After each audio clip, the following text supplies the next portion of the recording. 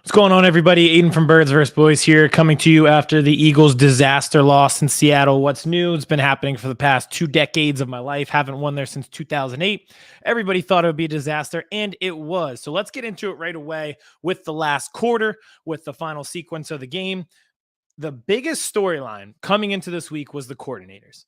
It was the switch of defensive coordinator from Sean Desai getting demoted, practically fired, up in the booth, and then Matt Patricia is now your play caller. And the whole year, the problem has been Brian Johnson's play calling. At some point, there needs to be somebody on the field who makes a play. At some point, we can't keep blaming the coordinators for every single thing that goes wrong on this team. Because you look at that fourth quarter, Drew Lock, the backup quarterback, just went 92 yards on you. They had multiple 3rd and 10 conversions on that drive. And in that sequence, they had double coverage on DK Metcalf, and he catches it in between these two bozos, James Bradbury, who got cooked again, and Sidney Brown. What would Matt Patricia have done differently in that situation that you would have liked, aside from having help over the top on DK Metcalf and having him double covered on 3rd and 10 with the game on the line? At some point in execution of the game, someone on this team has to be a fucking playmaker. Another thing, the guy who is the leader of the team played horrible. And you can blame Brian Johnson all you want. But in the fourth quarter, when Devontae Smith is running by himself on a 3rd down and you take a low probability deep shot to A.J. Brown, that is a problem. What would you have liked Brian Johnson to do differently on that play call where he schemed a play open, where Devontae Smith, your first-round pick and a 1,000+ yard receiver every year, is running wide open underneath? He doesn't look underneath. He wants to swing for the fences at all times. What would you have liked Brian Johnson to do differently on that final drive with 2 timeouts at the 45 and 22 seconds left, and you have Jake Elliott? Why are you swinging for the fences and pushing the ball down the field in double coverage to A.J. Brown? You don't need it. At some point, there needs to be accountability for the people that are on the field. It's another game where they forced 0 turnovers. They had 2 sacks total. They didn't get any pressure on the final drive, where Drew fucking Lock went 92 yards on you. At some point, somebody has to answer for this that isn't a coordinator. You can't just lay it all at the feet of Sean Desai and Brian Johnson. Someone on the field needs to make a play. That is an inexcusable performance from your starting quarterback. It doesn't matter what plays are being called. Those are bad plays. Those are low probability plays. You had the ball on the 45 of Seattle with 8 minutes left and a touchdown lead. If you are moving the ball the way that you were, you possess the clock, you move the ball, you put points on the board. They did it so much last year with 7, 8-minute drives that they were able to do and get down the field, score points, and then it's just like there's no time left for the opposing team. In that situation, a deep shot to Quez Watkins is the last play in the world that you should be running. But alas, you actually got the ball back just because the Seahawks ran 3 plays. Your defense gets off the field what they're supposed to do. Okay, now you have the ball with 6 minutes in the same situation to get yourself down the field, put points on the board, even if it's a field goal, and take time off the clock. And you couldn't do that, and you had to punt it back, and it just gave them a shot. Was it a good shot with 92 yards to go and 1 timeout? No. They didn't even have to fucking use the timeout. They went 92 yards on you without using the timeout. It was bad. That was bad. It's bad execution on the field. It doesn't matter where Sean Desai is sitting in the game. It doesn't matter if he's on the sideline. It doesn't matter if he's in the booth. It doesn't matter if he's on fucking Mars. If there's multiple deflections on the final drive, the ball pops in the air, there's no turnovers yet again, there's no sacks, you have DK double covered, he's still catching it over you. If it wasn't for a bad pass, he probably goes 50 yards on that first 3rd and 10 conversion that you made. They're bad. They don't have playmakers on the field. There's no accountability out there. They do not execute at a level a team that's preparing for the Super Bowl and could be a division winner should have. There's nothing that you take from tonight where you should believe in this team for the next month. And I get it. It's a tough part of the schedule, and you're drained, and your quarterback is sick and all this shit. I'm so tired of it. I'm so tired of, oh, well, it's going to rain again. Oh, well, he's sick and he flew separate because he has COVID. And, oh, who's going to be the quarterback? Who's in, who's out for the Seahawks? Who cares? Who cares who's calling the plays? Somebody has to make a play on this team. How many weeks are they going to go without forcing a turnover? They had 2 sacks tonight. Congrats. This is supposed to be one of the best pass rushers in the game. 2 sacks. What does that give you? They had 1 monumental sack when Jalen Carter got home, and it forced the 4th and 6, where it was the weird, strange incompletion play when his knee was down. Aside from that, what big play did the defense make for you tonight? I thought the young guys played pretty well, aside from Sidney Brown missing a ton of tackles. But again, people don't make plays. There are not playmakers on this defense. There are not enough people who can force a turnover when you need it most. There's not enough people who can get home. They've got nobody behind Hassan Reddick and Josh Sweat who can apply any pressure off the edge. There's no playmakers on this team. And I thought tonight, the person that you paid an absurd amount of money to make plays was terrible. I don't care what sickness he has. That was an inexcusable mental game from Jalen Hurts. You're taking your team out of victory with your decision-making process. That situation multiple times in the 4th quarter, and it happens all the time. You're in rhythm, and then you take a swing for the fences, and you don't have to. And you just proved it in the 1st quarter. You had back-to-back drives with 16-plus plays, and you took 8 minutes off the clock, and you put points on the board. Why the fuck would Quez Watkins' deep shot be in the category of plays that you would want to do in that situation?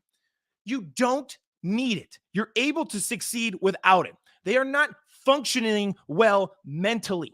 It is insane to watch. There is no reason that this offense should be this rigid. The combination of Jalen Hurts and Brian Johnson just isn't going to work, because I just went on this whole rant about how the players need to make plays, but he is terrible. And I don't know what it is, but Jalen Hurts has regressed. So it's not even the playmaking and play decisions that bother me with Brian Johnson. It's the fact that no one's sitting in a film room with Jalen and telling him on that deep shot to Quez Watkins, Kenny Gainwell is standing by himself. Why are you throwing that ball?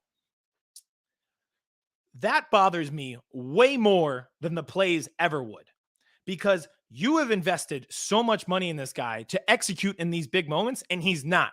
When you're missing Devontae underneath, you're not hitting checkdowns, you're not taking the easy plays, you're not taking the easy completions. That is a bad decision-making process. That tells me during the week you are not properly getting him ready. He's not developing the way that you would want to. This does not look like the Jalen Hurts of last year. And you're going to say, well, they connected on those deep shots last year. They connected on those deep shots last year because there were so many other threats on the field. You were worried about the run game. You were worried about Hurts taking off his legs. You were worried about Goddard underneath. You were worried about everything across the middle. On that drive that he threw the interception to Quez Watkins, or the drive after that, where they had to punt the football, they do a read option and go across the middle for 15 yards to A.J. Brown. Why is that not what you're going back to? Why did we see that once tonight? You're doing a terrible job of getting the ball in your playmakers' hands. There's no reason to not have rhythm in this offense. You saw the formula in the first half. 16 plays, 8 minutes. And when you did have to convert on 3rd down, think about where it was. Over the middle to Dallas Goedert, over the middle to A.J. Brown. Everything has to be a home run in this offense, and there's no need. It doesn't have to be that way. They just are. We made this analogy last week. They are the power hitter in Major League Baseball who hits 200, doesn't get on base, doesn't steal bases, but they hit home runs occasionally. Well, you don't have to be that. You don't. I hate it. As soon as that Quez Watkins play happened, I knew it was over.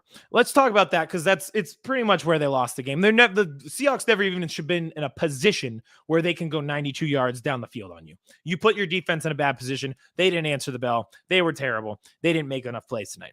But you didn't score in the 4th quarter when you had multiple opportunities to, and it starts there. So on that drive, you're working to the 45-yard line. At this point, the Seahawks burned 2 timeouts on the drive before. They have 1 left. Your job in that moment is to possess the ball, run time, and put points on the board. So you're getting to the 45, moving the ball effectively with the run and the pass. And in the end, with that formula, you decide the best play to go to is a deep shot to your third wide receiver in Quez Watkins, who has constantly been a disaster on these plays. So one, why would he be the one you're taking a deep shot to over Devontae Smith and A.J. Brown? And two, why the fuck are you taking a deep shot in that situation? Your job is to possess the ball, run clock, put up points. There's no need for it. They have no situational awareness. They don't know time and place. They have bad plays, and they have a bad decision maker at quarterback. This is bad on every front. That play is a microcosm of everything that's wrong with this team right now. You didn't need that play. You took an unnecessary covered shot. You had a guy underneath, and you didn't have to take score in that moment with the deep shot. You could have kept moving the ball, and it had been effective for you all night. It's bad decision-making on every single level, from the play call to the execution, with Quez Watkins never being able to fight for the ball and Jalen Hurts thinking that is a good idea to throw that ball. It's bad. He's not looking for checkdowns. He's not looking for things over the middle. He doesn't utilize the middle of the field. Everything is a home run to the boundary. It's bad. Let's get these comments up here. They have looked like this since game one to everyone. They're like, a win's a win all year. I mean, you do make a good point, but I do think there were times this year where the offense looked better than this. They've scored 23 points total the past 2 weeks. Early in the year, they were at least putting up points. You think about it, they scored 30 plus in the Vikings game. They scored 27 or 30. They put up 27 against the Bucks.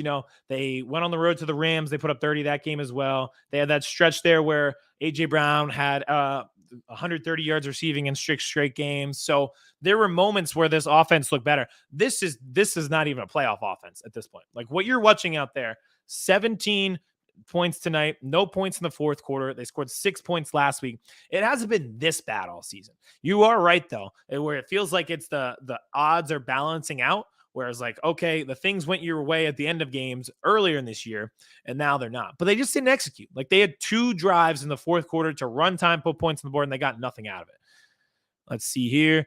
It's so bad. Brian Johnson got greedy, and if we run the ball instead of going deep, we win. Yeah, I don't get it. Like I have no idea. That was a horrible play call.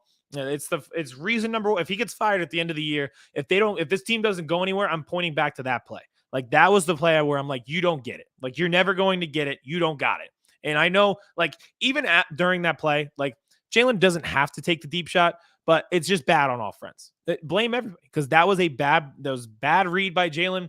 Why the fuck are we throwing the Quez Watkins, right? Like it just doesn't make sense. It is insane to do, and it just you had Kenny Gainwell right there. It looked like he had Goddard as well, and instead he takes the shot. He always takes the shot, and it's not working. It's not working. And it's just he's become the meme of fuck it, AJ Brown's down there somewhere. And on that final drive, I don't know if that's Brian Johnson's fault. He's not telling Jalen to throw it into double coverage to AJ Brown down the field. And I saw a tweet it's after the game. The Seahawks were shifted to that side. They had their defense and their secondary shifted to AJ Brown's side, obviously. Why are we not reading this? The fact that he's not reading these things bothers me so much. Frank Reich OC time. It's got to be better than this. Anything can be better than this. They're in a bad spot right now. And I think Shane Steichen, I've talked about this on multiple shows this year. The loss of him has been critical. You see what they're doing with the Colts. Another win for them on Saturday. They have 9 wins with Gardner Minshew. And I tell people all the time, go look at Michael Pittman's route trees. And now he almost got murdered on a football field. So it's a lot less easy to do this week.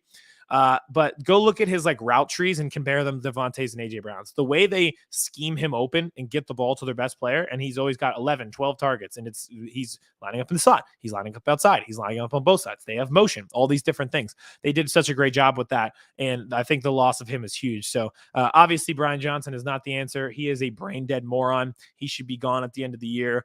And the craziest part of this was I was sold on this guy being good because you told me he had such a great rapport with Jalen Hurts. Jalen Hurts has regressed so much under him.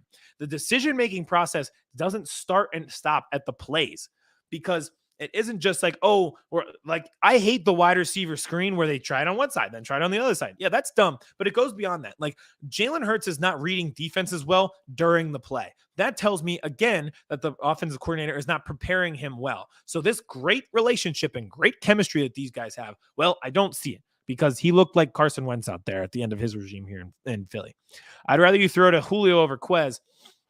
I do think you need Julio on the field. Like a better option than maybe both of those guys is Alameda Zaccheaus. Like, what is Quez Watkins providing you that Zaccheaus can't? Because Zaccheaus is a better blocker. He's also a guy that you've had success throwing the deep ball to this year.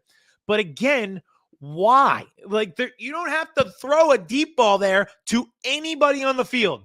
You're at the 45 with 8 minutes left in the lead. You really just need to get like 10 yards to be in field goal range at that point and run some clock. So I don't even understand what that decision-making process was and why you would need to throw it to any of these guys. Why are you throwing it to any of your wide receiver 3 options with 8 minutes left and you have the lead? That's the play you try to make when you're down by 4 in the fourth quarter. You're like, all right, we got single coverage. We got to try something to get back in this game. You're winning. You don't need to do it. It's insane to me to watch. On the defensive side of the ball, I actually thought that for the majority of the game, they played pretty well. I thought the young guys played with a lot of energy. That has been the problem that I've had the last few weeks. They look lifeless out there. Like, they just don't make plays. And I thought they did a relatively good job of wrapping up and making tackles, getting their hands in there, getting deflections. It's just like, I just felt like I was watching some youthful exuberance from this team, which I haven't seen in so long. I name a person. They all made plays tonight. Reed Blankenship had tackles. Sidney Brown had tackles. He had some missed tackles too. Bradley Roby made plays. Eli Ricks made plays. And they're out there on a fucking island with Tyler Lockett and DK Metcalf. Kaylee Ringo, who I loved coming out of Georgia, and everyone who follows this podcast knows how I love my Georgia guys, and I say just draft Georgia again and again and again. His debut last week was terrible, and I was very worried about him. I thought he bounced back pretty well. One of my favorite plays from this game was the hit on Charbonnet on the sideline where Kaylee Ringo makes a big hit. He wraps up. Sidney Brown comes over and finishes it off. We don't see hitting like that from this team. And it's just like sometimes those will turn into fumbles. It was just a great play where they stopped them for no gain and they kind of put pressure on them. So I thought that was some of the best plays of the game. But in the end, it's the same problem I have with all of them. Think back to that drive before the touchdown. On the first play of the game, or the first play of that 92-yard drive, Noah Fant has the ball goes off his hands. Like, that has to be a pick in that moment. Kevin Byard, what are you doing? That has to be a pick. And if you watch the slow-mo replay, like, he throws his arm up there like this. He looks like Luka Doncic trying to draw a foul when he does one of those swing-through things. What is that in that moment? TD was on a play without safety help and without a blitz. How is that schematically possible? Great point. It looked like they had Reed over the top. I'll have to go back and watch it again. But yeah, they brought 4 that entire last drive. They never changed. They never swayed from it. They never brought extra pressure. But again, like, we were told that would happen, that you didn't need the blitz because of how great the front 4 were. And all these guys get home. And in all these 3rd and 10s, we're going to bring 4 and we'll just get home without blitzing. We've been schooled on this like for years, that this is the scheme that the Eagles want to run, and it's been passed down from coordinator to coordinator. If you saw tonight and you remember the first half, they brought pressure on a 3rd and 7, and it's as the Seahawks were in the red zone at first field goal. They bring pressure. They bring Kevin Byard down as the safety. Drew Lock has to throw it short of the sticks. Reed Blankenship wraps up and makes a great tackle. So in that moment, the blitz worked. You brought pressure. You made Drew Lock have to make a decision. You made him have to think quickly, and they just never did that on that 92-yard drive. They just sat back, and they had 4 guys, but hey, we've been told those 4 guys are going to get home. Well, they didn't. They had 2 sacks tonight, forced no fumbles, do nothing. The reason we lost was because Sidney Brown couldn't tackle, and the offense became too conservative on the last drive. Yeah, I love Sidney Brown, but I thought that he had good moments tonight and he had bad moments, right? I thought he made some plays where he wrapped up and he made big tackles, and then he had plays like the Kenneth Walker one multiple times just can't happen. Like, it was not a screen, but he throws it out into the flat to Kenneth Walker. It should be like a loss of 4. And instead that turns into a first down. That's on a drive where Kenneth Walker goes and scores a touchdown. Like, that is a drive killer on defense. You have them behind the sticks. You don't wrap up. That turns into from 2nd and 7 or 3rd and 7 into a first down. It just can't happen. And the offense became too conservative on the last drive. They were horrible. And the problem was they were not conservative at all on the second to last drive of the game, taking deep shots to Quez Watkins, and then you overcorrect. And it's just like there is a middle intermediate game that you can do here that they just don't do well. They just don't utilize the middle of the field well.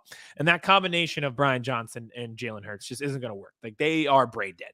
The whole brain function, like brain system process of like what should we do with 3 minutes left? It's a 3rd and 7. I just hate it. I hate the entire process. And then Jalen's making the wrong reads. I hate all of the process. I hate it all. We should have had 3 picks on the last drive. Yeah. I mean, how many times was there a deflection on that drive before we even got to a point where they had a chance to score? I just thought it was horrible. The literal first play of that drive should have been an interception. And then James Bradbury, like, how is that a DK Metcalf catch? Like, that is the moment where I was talking about when I came on here tonight, where I'm saying, so at some point, like, you can yell at the coordinators all you want. Somebody needs to make a play. Like, the fact that wasn't a James Bradbury pick and DK Metcalf catches that ball on the side of his leg, how is that even physically possible? I don't even know how that's possible. Like, they are allergic to making big plays. But the first play, like, Kevin Byard, what are you doing? Make a play. Sidney Brown came down to jump on the crosser and he got burnt. I thought he got burnt a few times. And again, like, these are young guys, so they do make mistakes. Like last week, I thought Kaylee Ringo made some mistakes there, and he bounced back tonight. I thought Sidney Brown made some plays tonight, and then he made some bad plays here tonight as well. But he's playing. You're playing guys in multiple positions because of the injuries that you have. You're rotating through safeties. You're playing 3 different safeties. He's in the nickel. He's in safety. Like you're just doing a lot of different things that they just don't have the necessary ammo in the secondary. They just don't. Like even when Slay is there and available, they don't possess the ability to make big plays. They're just not good enough. And I have hope that some of these young guys turn into something. I like Eli Ricks. I like his length as a cornerback. I think he made some plays, and he's made some plays this season. I like Kaylee Ringo. I think he'll turn into something. I thought he played pretty well tonight. I still like Sidney Brown, although I thought he made some like bonehead, like really tough plays that, I mean, you just have to wrap up and tackle. And I like all those guys, but they just don't have enough playmakers in the secondary. And you saw it on those final drives right there. But again, why the defense is even in that position bothers me so much. You got points on your first 2 drives of the night. You went 16 plays. You went the length of the field and scored on that first drive. You come back, and even on that second drive, you scored a field goal. But if it weren't for like a weird, odd, false start that they call because they're like ghost banning this tush push, where they call false start because Jason Kelsey moves the ball. Like that was a 3rd and 1 from the 3-yard line. So you have 2 chances to get that tush push there, have a 1st and goal from the 2. So that honestly should have been a touchdown. So you move the ball well there. And then from that point on, they had 1 touchdown that came out of the half. So it's like these scripted plays when they come out of the halves that they seem to do really well with. And then when they're freestyling at the end of the first half, you saw there, they had the ball twice with the 2-minute warning and got nothing out of it. Like it's almost hard to do in this day and age because field goal range has turned it, like you have to get your kicker to 60, and they couldn't even do that at the end of the half. All right, let's see what we got here. Deep shot to Quez on the plus side of the 50 when Seattle has 1 timeout was a killer on offense. Defense struggling to tackle, still our own worst enemies. Yeah, this is that's what I came on saying tonight is like they're just making too many decision-making mistakes to be good. And you can just blame the coordinators all you want, but that decision right there is just a bad one. It's just bad. That lost them the game. There are too many times with Jalen Hurts right now where you're screaming at your TV, why? Why are you making that throw? Why are you doing that? And you did that on that deep shot to Quez. You did it later. There's 22 seconds left in the game. You have 2 timeouts. You know what a leg that Jake Elliott has. He just sent you into an overtime game 3 weeks ago with the Bills on a 59-yarder in a driving rain. So you really just have to get them to like 60 to have a chance. You have 2 timeouts and you have 22 seconds. Why are you taking that deep shot to A.J. Brown in that situation? It's just a one-track mind that you hate to see.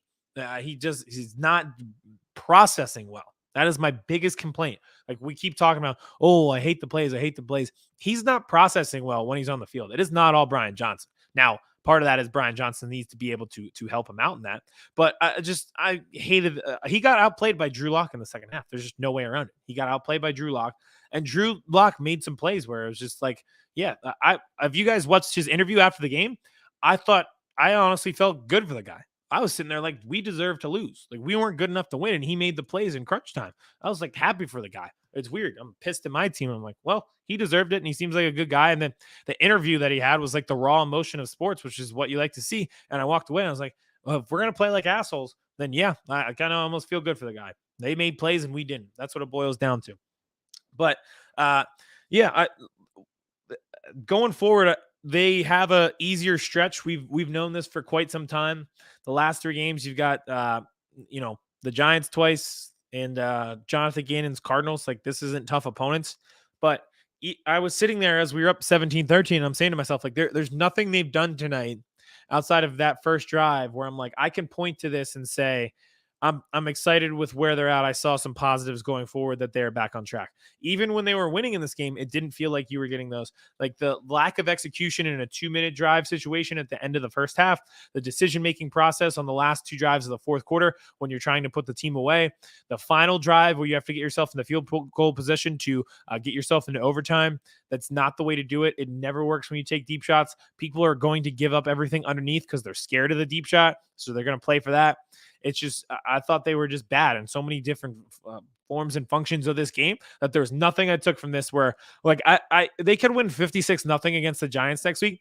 Nothing about that game is going to say to me they're back. Like, there's nothing that this team can do to prove to me that they are contenders until I see them on a field against a team in the playoffs. Like, I got to see them play. They still have a chance at the 2 seed. I think they might honestly be that 2 seed when it's all said and done. They have to win these last 3 games, and they should win the division and be the 2 seed. Like, I have to see them play Detroit against a good offense and how they function. And if they can go shot for shot with, like, the Lions before they even have a chance at the 49ers or the Cowboys, whoever it may be. But there's nothing that this team could do in the next month that could tell me, like, hey, yeah, like, this is we're back, we're fixed, everything like that. I'm just kind of tired of hearing. I love Jason Kelsey, great player. Uh, I love the kind of like swinging him out on the running plays earlier in that game on the second drive to get DeAndre Swift going, and I love that, and he's so good at it, and he's such a good leader. But after every game, I hear him say, like, "Well, we're not playing our best football yet." And I'm like, "Well, it's week 15. Like, this is who you are. Like, you are a rigid offense with no rhythm. You're not efficient in what you do.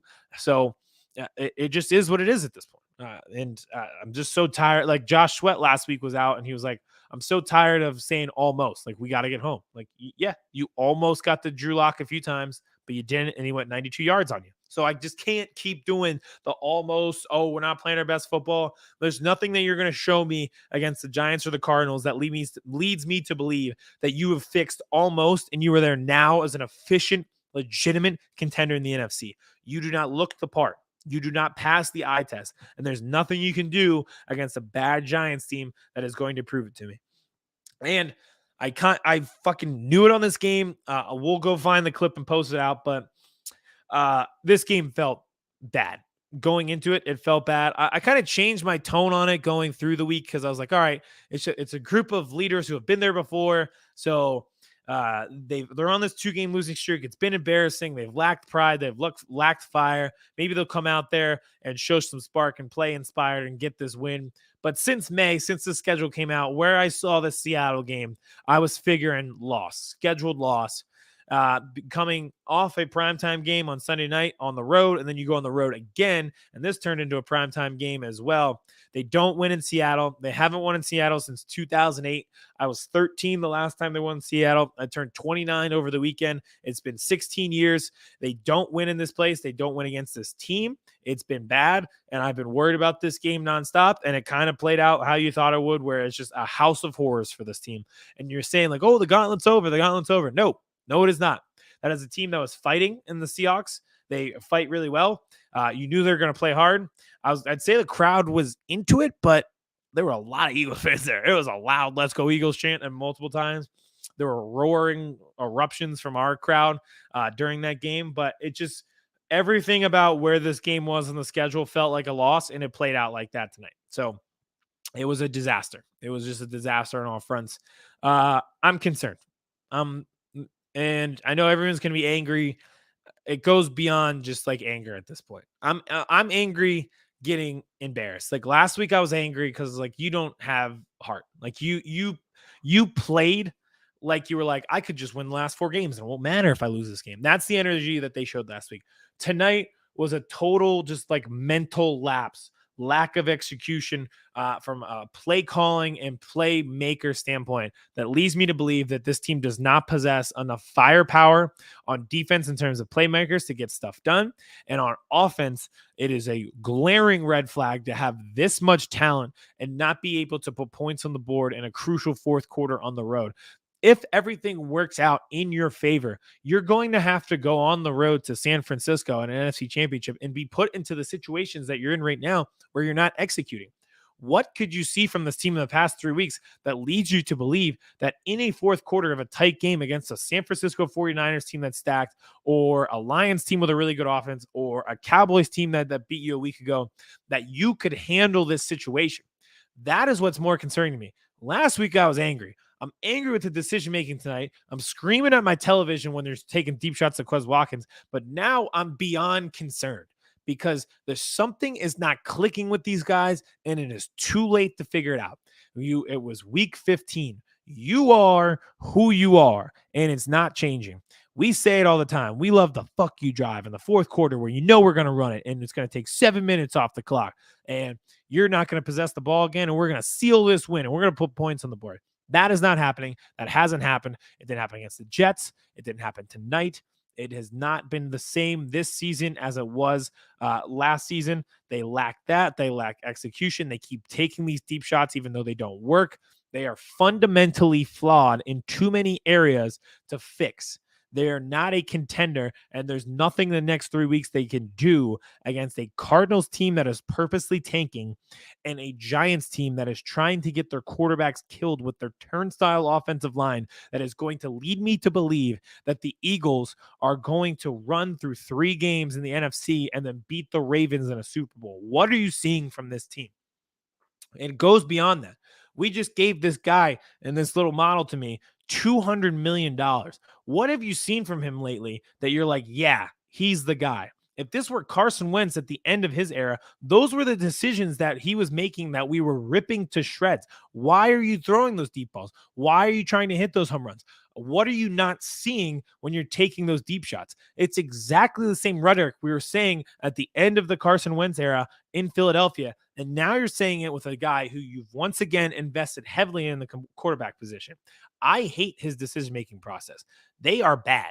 So I'm overly concerned with beyond just like how it ended tonight, because I won't be settled on this team for a month that I could see them win a playoff game or make it back to a Super Bowl with what I've seen playmaker wise. And you've invested in him for the next 5 years. And I didn't see anything recently where I'm like, this is the guy he's supposed to be. So I don't know. I'm trying to think of, I try to end everything on a positive note. There's just really, that's just an embarrassing loss. It's just bad. Like maybe Kaylee Ringo's good. That's the best I can give you in terms of why things are good. But no, I think that's fucking embarrassing. I think someone in that locker room has to need to have the pride to make a play. I don't think it's going to happen. I don't think they have enough playmakers on this team. I'm frustrated because the offense is there. The offense has been there. We've all seen it. We all love it. We know how explosive they can be when they're moving. I love watching these 16 play drives, but the fundamental flaws in that offense right now, I hope can get fixed. But at the same time, we need to be realistic. It's week 15. So if they're not fixing it now, we'll see. I believe in them. I love this team. That was one of the worst losses I've seen in a long time. I don't remember being that fired up about like just the ugliness of a loss in quite some time. We got our ass beat the past 2 weeks. We deserve to lose. Tonight, there was no reason that they deserved to lose this game. They were in total control and they still lost. So yeah, it's concerning. We'll be back with a show this week. I'm sure, Kevin's team got their ass kicked by the Bills. We lost this terrible game to the Seahawks, so we'll have a lot to vent about, a lot to talk about. We'll be screaming into the microphones. Make sure to follow us on Birds vs. Boys Pod. The Schuylkill River is flooding. If you would like to sleep underneath it with me tonight, you can find me there. If not, you can find us on YouTube, Birds vs. Boys Pod, on Twitter at Birds vs. Boys Pod, and me at the end of the Schuylkill River. So that was it. What a fucking horrible loss. 92 yards to fucking Drew Lock with the game on the line. Yeah, good stuff, fellas.